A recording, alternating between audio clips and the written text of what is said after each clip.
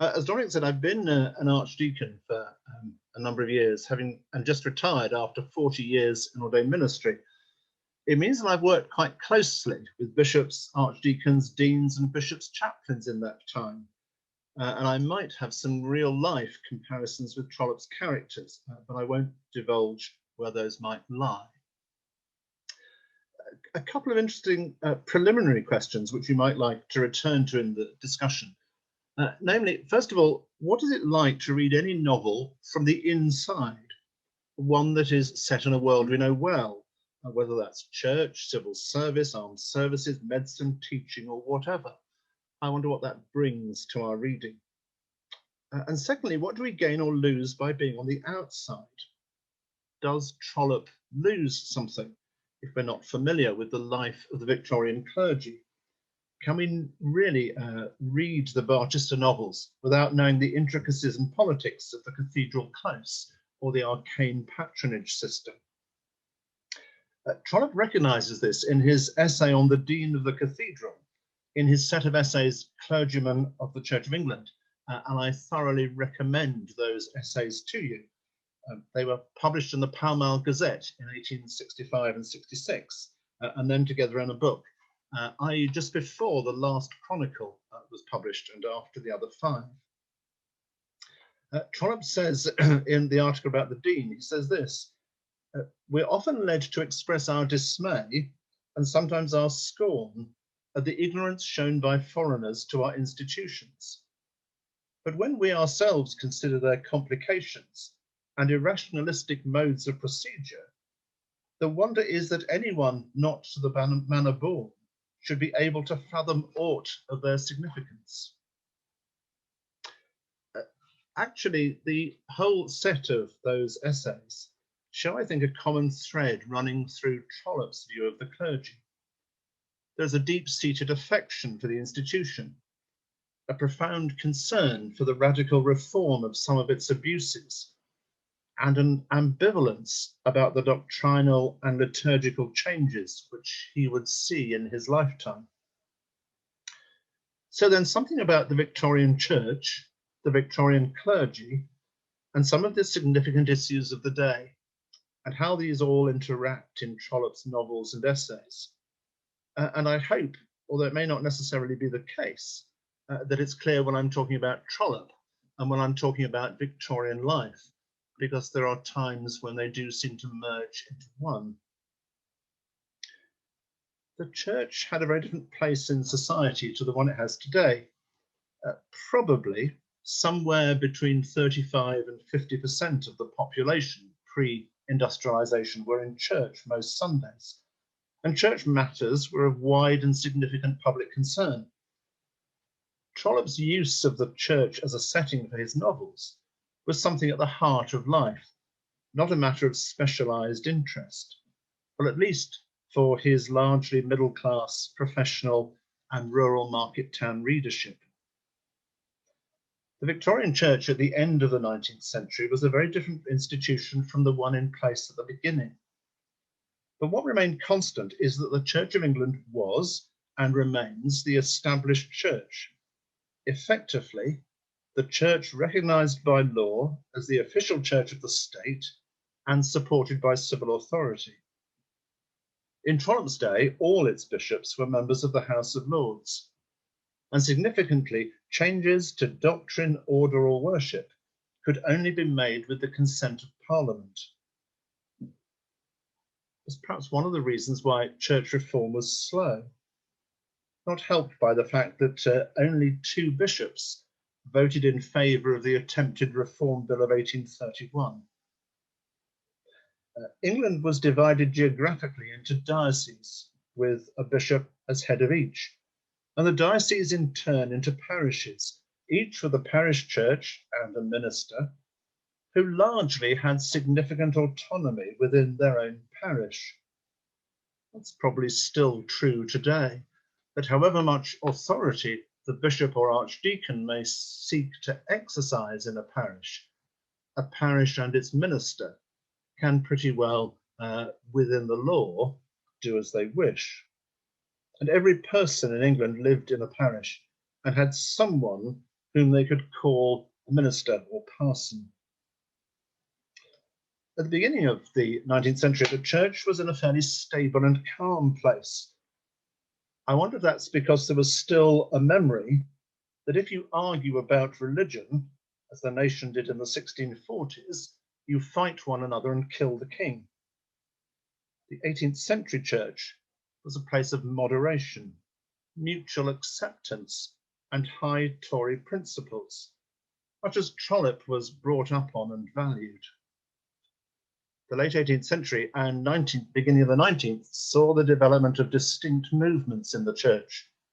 The evangelical revival at the end of the 18th and the development of the Oxford movement from the 1830s. Although this is broad brushstrokes, I think there's an element of truth in it, that evangelical spirituality emphasized holiness, feeling, and emotion, in contrast to 18th century rationalism. The evangelical movement wore its heart on its sleeve. The Oxford movement came to be associated with corporate holiness, participation in the divine society of all time and place. A phrase that is used a lot today of the High Church, and I think would have summed it up very well in the 19th century, I'm not sure when it first emerged, is the phrase, the beauty of holiness. That was something that characterized High Church. The Oxford movement actually began with a concern for the primacy of the church over the state. It actually arose in response to the Irish Church Temporalities Act of 1833, which suppressed 10 Irish dioceses.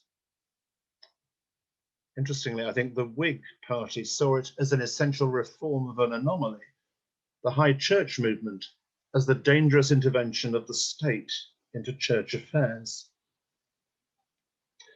These two movements, evangelical and Oxford movement, have come to be described as low and high church, leaving a broad church movement in the middle. Each, as the century progressed, developing their own styles of worship within the Church of England, although using the same prayer book, their own styles of dress, attitudes, and values. And Trollope presents us with all traditions of the clergy in the Diocese of Barchester. Archdeacon Grantley is essentially a broad church man, and so at heart is Bishop Proudie, although Mrs. Proudie has more evangelical sympathies. Mr. Slope is an enthusiastic evangelical, and Mr. Arabin is a new high churchman, inspired by the Oxford movement. Perhaps Mr. Harding is a representative of the gentle benevolence of a past age, in contrast to the more dogmatic positions held by those around him. Aside from personalities, these demarcations present some of the tensions that we see in Trollope and in the Victorian Church of England. Hence, Mr. Slope's inappropriate sermon in the Cathedral in Barchester Towers.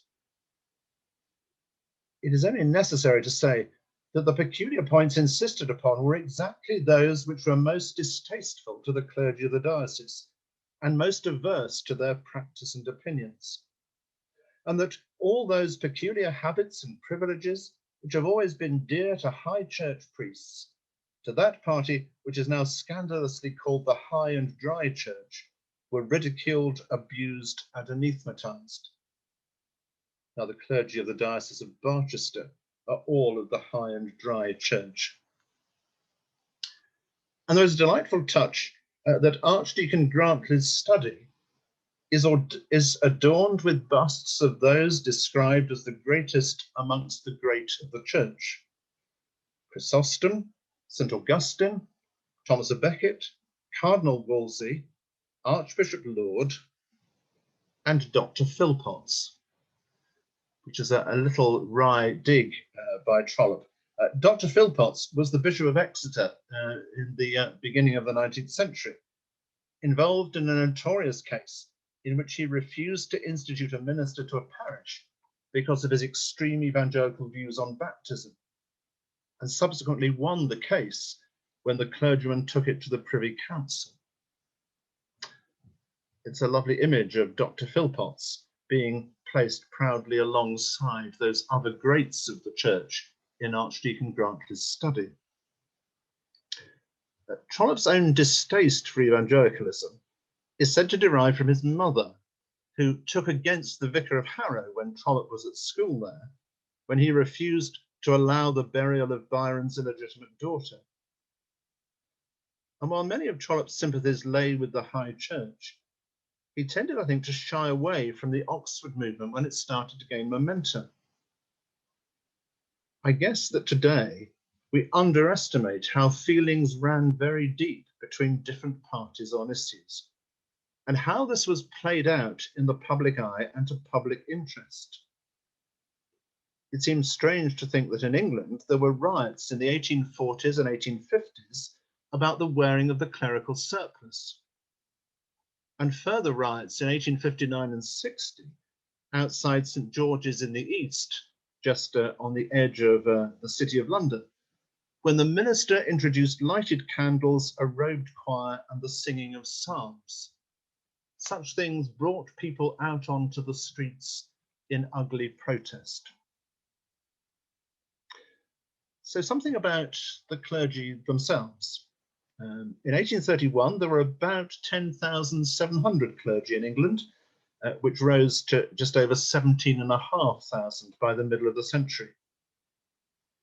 Certainly in the 18th century, it was deemed a fitting occupation for a gentleman, mainly, I think, because it left time for other pursuits. Entry to the clergy was fairly simple. You had to be aged 23 and over. A bishop had to be convinced of a person's moral status, character, and intellectual ability, and most came from Oxford or Cambridge University. 91%, in fact, in 1827 came from Oxford or Cambridge. Some bishops took seriously the requirement for those to be ordained to be examined for their competency in Latin, their knowledge of the Bible, and of church liturgy and doctrine. Others did this in a rather more cursory way. The idea of specific training in a theological college developed in the latter part of the 19th century. Interestingly, not centralized by the Church of England, but different church traditions and parties developing their own colleges.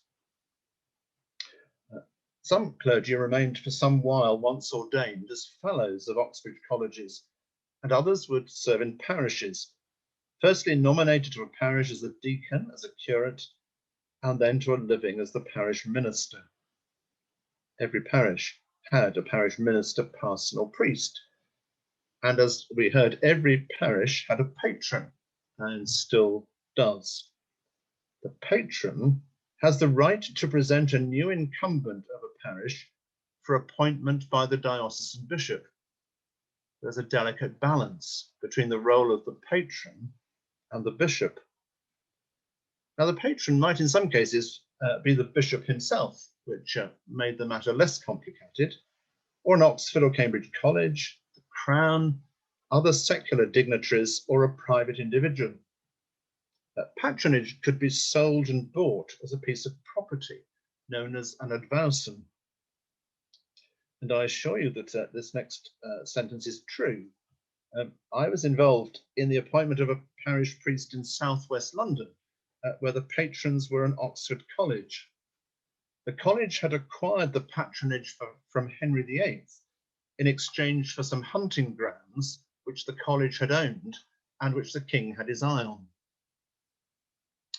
So we discover, for instance, that the gift of Allington is with King's College, Cambridge. And this was not without its problems. We read of the Dales in the small house. They had ever been steady supporters of the church, graciously receiving into their parish such new vicars as from time to time were sent to them from King's College, Cambridge, to which establishment the gift of the living belonged. But nevertheless, the Dales had ever carried on some unpronounced warfare against the clergymen, so the intercourse between the lay family and the clerical had seldom been in all respects pleasant. Actually, in the 19th century, the parish had little or no choice as to who its next parson would be. Attempts were made to reform the system in the mid-19th century, but failed in the House of Lords, much to Trollope's displeasure. The parson was appointed to the benefice, the ecclesiastical office in which the incumbent is required to perform certain duties of a spiritual kind and receive revenues attached to the office. The parson received the living, the entitlement of the minister to funds, income from the payment of tithes and rent from glebe land. The clergy received this freehold for life, and it was extremely difficult for the bishop and archdeacon to remove a member of the clergy at once instituted. Tell me about that. Clergy worked on the principle, and still do, that they are not paid for their work, but receive a stipend, an allowance to enable them to live without undue financial worry. Much of their original income was derived from tithes. And I guess a slightly arcane point is that if the minister was due what were known as the greater tithes, 10% of the cereal crops grown in the parish, they were called the rector. But if they were only entitled to the lesser tithes from produce and livestock, they were known as the vicar, although both shared the same spiritual status. The average living in the mid-19th century was about £500, but they were very unequal, which made some livings, despite the renouncing of the love of money, more attractive than others. The living at Doddington in Cambridge, for instance, was mid-century worth about £7,300, i.e. today about £600,000 in terms of spending.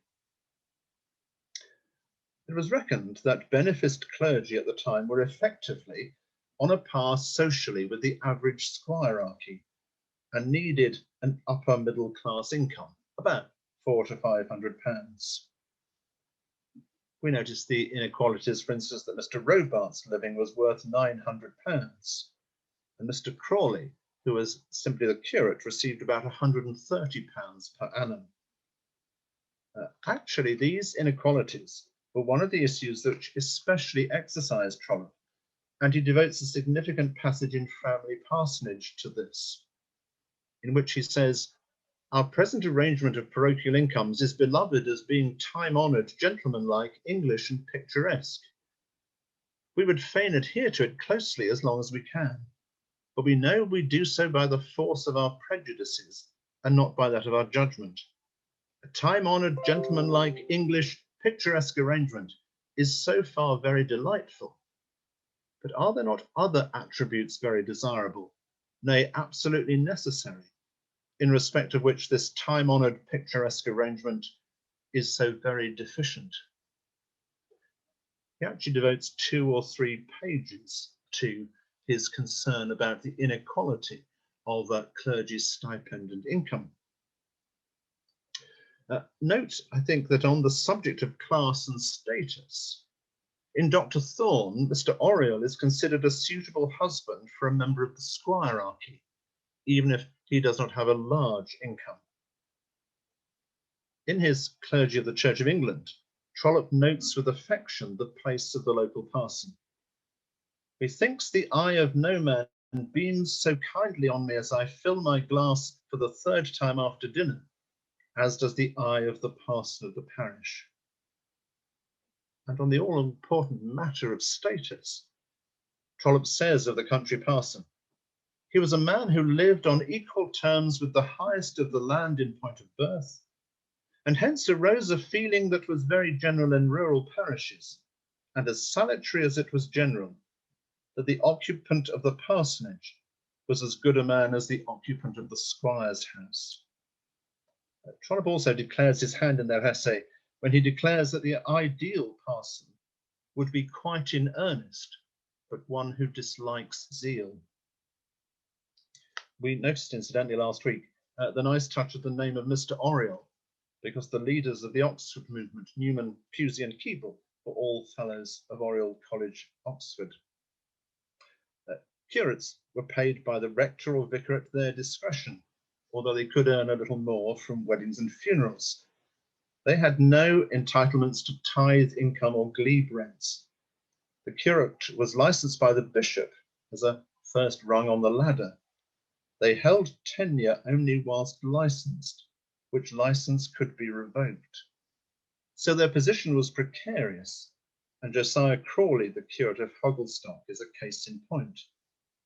Although this is not a matter of status. When in the last chronicle Archbishop Grantley summons Crawley to his study, Crawley arrives shabbily dressed, but the archdeacon says to him, "We stand on the only perfect level on which such men can meet each other. We are both gentlemen."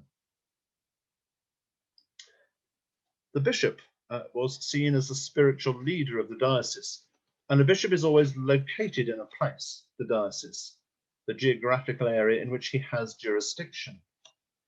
In Trollope's time, there were 28 of them, divided into 2 provinces, each with an Archbishop of Canterbury and of York. Many were effectively the rulers of their fiefdom and could do much as they pleased. By the fact of establishment, they had places in the House of Lords and indeed spent much time in London. Many were noted scholars and writers, and a number espoused particular causes of the day. Each bishop tended in the day to have 1 or 2 archdeacons who worked with the bishop and looked after the temporal issues of the diocese and managed the affairs of their geographical part of it. It was not unusual for them to be the sons of bishops, as Archdeacon Grantley's father was the previous Bishop of Barchester. Trollope also writes, "A bishop's daughter is supposed to offer one of the fairest steps to promotion which the Church of England affords." I think that the role and function of the archdeacon appealed to Trollope's administrative desire for all things to be in order. An archdeacon who is potent with his bishop and who is popular with his clergymen, who works hard and can do so without undue meddling, who has a pleasant parish of his own and is not troubled by ambitious or indifferent curates, who can live on good terms with the squires around him, is master of a position in which he need not envy the success of any professional gentleman in the kingdom. The dean managed the cathedral. The cathedral was and remains the chair, the cathedra of the bishop. But the life of cathedrals was in the hands of the dean. The dean chaired what was known as the chapter of canons who governed the cathedral. And the dean was responsible for the services, including the choice of preachers. So the dean could prevent Mr. Slope from preaching in the cathedral again. The residentiary canons were the senior cathedral clergy. And as someone was asking earlier, the prebendaries were also involved in the administration of the cathedral. They once had income from the cathedral's estates. They had a prebendal stall in the cathedral, usually behind the choir stalls. They did become far more an honorary title, a sort of clerical OBE, I guess. At one time, the residentiary canons, the senior clergy of the cathedral, and the prebendaries formed the chapter together. Today's practice is that the term is used very rarely in cathedrals now. Most cathedrals speak about canons and honorary canons rather than prebendaries. I think London, Lichfield, and one other retain the title. Someone can perhaps help on that. What this could present in a diocese was actually 2 powerful figureheads, the bishop and the dean, and there were many, and still are, significant fault lines between them. Each was appointed by the crown, and therefore at a vacancy, each would be anxious about the next office holder. In terms of hierarchy, if one can talk about that, both deans and archdeacons might aspire one day to be a bishop, but would not be seeking each other's role. Trollope actually has an ambivalent view of the dean and begins his essay on the subject of the dean, if there be any man who is not or has not been a dean himself, who can distinctly define the duties of a dean of the Church of England, he must be one who has studied ecclesiastical subjects very deeply. Trollope was concerned about the reform of the administration of the church, and this plays a significant part in plot strands in the Barchester novels. In the 1830s, a number of measures were passed in Parliament which brought about reform. It was only in 1828 that nonconformists and in 1829 Roman Catholics could enter the House of Commons. And it may be that the facing of extra scrutiny brought about these reforms for the Church of England. It also played, I think, to Trollope's middle-class professionalism, which had begun to question advancement due to birth and heritage in favour of merit, as the civil service faced similar reform. Key to the reform of the Church of England was what in 1836 became the Ecclesiastical Commission. One of its primary acts was to equalise the stipends of bishops. So you may remember that old Bishop Grantley received a stipend of £9,000, whereas Dr. Proudie was very aware that as a new bishop he would receive but £5,000. In 1840, an act suppressed non-resident posts in cathedrals and limited the number of canons. There were about 360 of them in the 1830s. Responsibility for paying deans and the remaining canons moved to the church commissioners. The money saved would be used by the church to supplement poor livings, especially those being created in new industrial towns. Durham Cathedral had 10 canons with a stipend of £3,000 each.